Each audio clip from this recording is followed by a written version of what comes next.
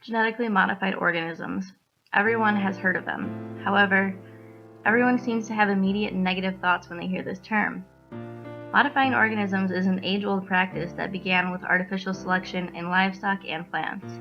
In fact, 60 to 70% of processed foods contain genetically modified products. So how are GMOs different? What are they? Why are they made? And what implications do they have on the health and environment?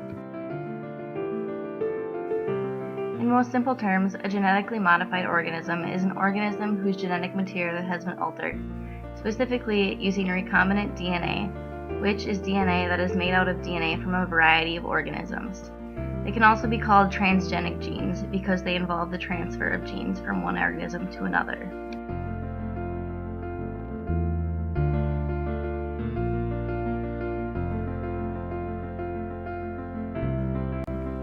This diagram shows a simplified way of making genetically modified organisms.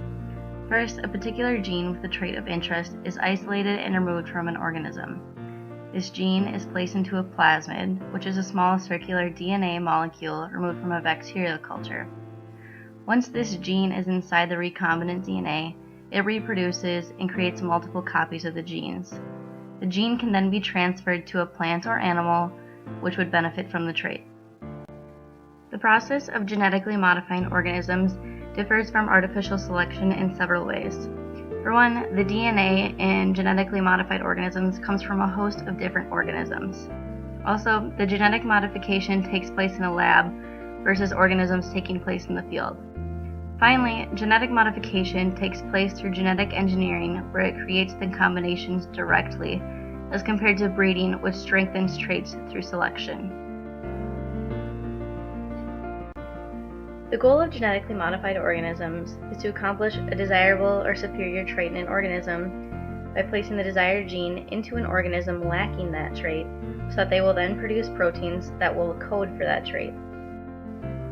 Some of the traits that genetically modified organisms attain are frost resistance, resistance to other environmental disturbances, resistance to pests and diseases, as well as vaccine creation, enhanced nutrient density, increased size and growth speed, and increased crop yields. The most common genetically modified products include soybeans, corn, cotton, and canola, all of which the average person encounters at least several times a day. Does this mean that you are putting yourself and your family at risk?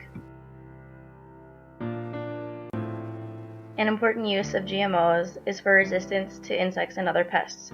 For example, the toxin used to increase insect resistance in crops, Bt, is safe for human consumption. However, it can cause concern for insects that are not pests and are actually necessary for crop production, such as bees, which pollinate many crops and are now in a crisis which could be potentially linked to Bt being used in GMOs.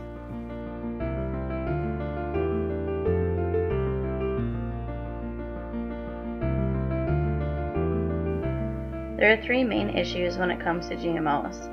For one, there's an ability to provoke an allergic reaction. 2, gene transfer, and 3, outcrossing. An allergic reaction can occur in someone consuming a GMO if that organism contains proteins from the allergen. However, gene transfer from products of common allergies is strongly discouraged unless it can be proven safe. Currently, there are no allergic products marketed. Gene transfer means the transfer of genes in the GMO consumed to the body or organism consuming it. The probability of this is low, but the effects are not studied enough for it to be known. The term outcrossing refers to the transfer of genes from GMOs into conventional crops or wild plants. This could have a negative effect on food production, as there would be a loss of biodiversity, which has been proven crucial to the proper function of ecosystems and production of crops. There is danger in genetically modified organisms because having an entire crop with virtually all the same genetic makeup can lead to a detrimental failure if a single disturbance could overpower its built-in resistances.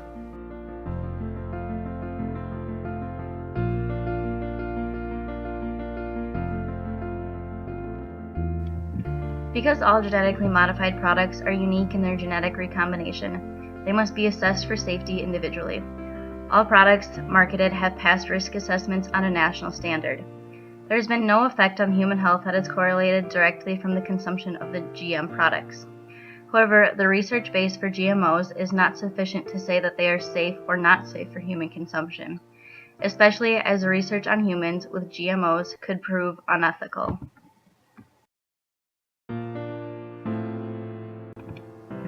Regulating genetically modified organisms is tricky. There are no laws that deal with the regulation of biotechnology products on the market, which means that these products are guided under the same laws as conventional foods. Because biotech products deal with food, drug, and chemicals, they are overseen by the FDA, the Department of Agriculture, and the EPA. Before a crop can be marketed, it must pass a food safety risk assessment to deem that it is not allergenic or toxic for human consumption. Some products are not regulated by the FDA, however, such as corn, which can be used for pharmaceutical purposes rather than just food.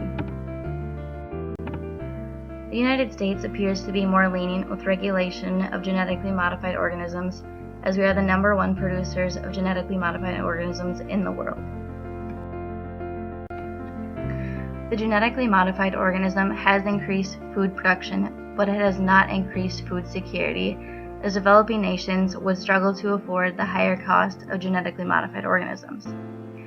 The cost of genetically modified organism crops is much higher than that of non-GMO crops, as the seeds themselves are more expensive due to the technology and labor used in creating them. GMOs have the potential to hurt the small farmer, as the industrial large-scale farmer could afford the technology to produce their own breed of GMOs, while the small farm or family farmer would not be able to and could potentially suffer. Also, trade could begin to be affected. If one country would decide not to trade GMO products, trade would be restricted, affecting the price of imports and exports. Genetically modified organisms labeling proves to be even more tricky. According to AmericanBar.org, the FDA positions on GMOs not being labeled is that they are not materially different than conventional crops. They also stated that not labeling GMOs could deem non-labeled foods as superior, which could be misleading to consumers. Instead, they say that certified organic labeling means that biotechnology was not involved at all in the process of making that product. Labeling proves difficult, as conventional crops have the potential to be contaminated with genetically modified strains of that crop without the grower or consumer even knowing. States are now just starting to consider legislation that would label GMO products. However, the cost to defend this legislation is proving to be a challenge that could halt the process.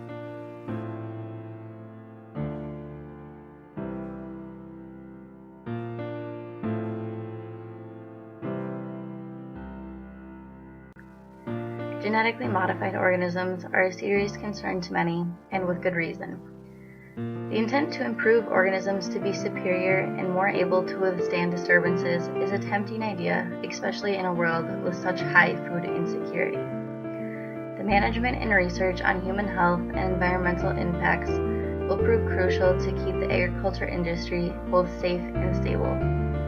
The effects a GMO can have on human health and the environment has yet to be completely determined, as the research proves to be difficult, especially when ethics are considered. The regulation of GM products falls on the FDA, the Department of Agriculture, and the EPA, which deem which products are allergenic or toxic, as these products are not marketed.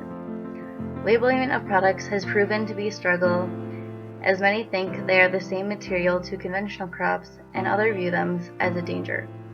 It is important to be aware and an informed consumer as one decides their individual views on GMOs, whether they see them as a benefit or a danger to society.